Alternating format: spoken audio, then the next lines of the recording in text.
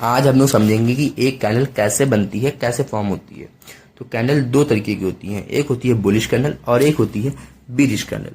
और एक कैंडल में चार चीजें होती हैं, ओपन, हाई, लो, क्लोज।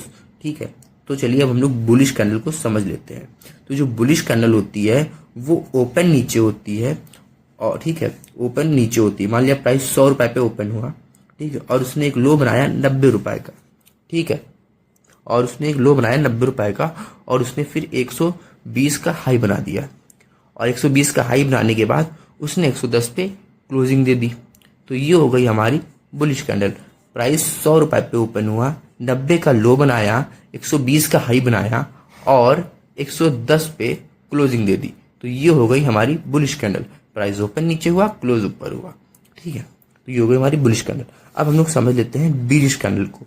तो जो बीरिश कैंडल होती है उसमें क्या होता है, प्राइस ओपन ऊपर होता है, क्लोज नीचे होता है, ठीक है। मान लेते हैं प्राइस 110 रुपए पे ओपन हुआ, ठीक है, और उसने 120 का हाई बनाया। उसने 120 का हाई बनाया और उसके बाद 120 का हाई बनाने के बाद उसने एक 90 का लो बना दिया, 90 का लो बनाया, और उसके बाद उसने 100 रुपए पर क्लोजिंग दे दी। तो ये हो गई हमारी बीरिश कैंडल।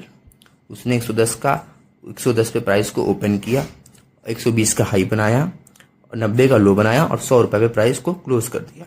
तो ये हो गई हमारी बीरिश कैंडल। ये जो कैंडल है वो एक दिन में आपको समझ में नहीं आएंगी, जब आप रोज चार्ट पे इनको देखेंगे, रोज चार्ट पे प्रैक्टिस करेंगे, ठीक है, तब जाके आपको कैंडल समझ में आएंगी।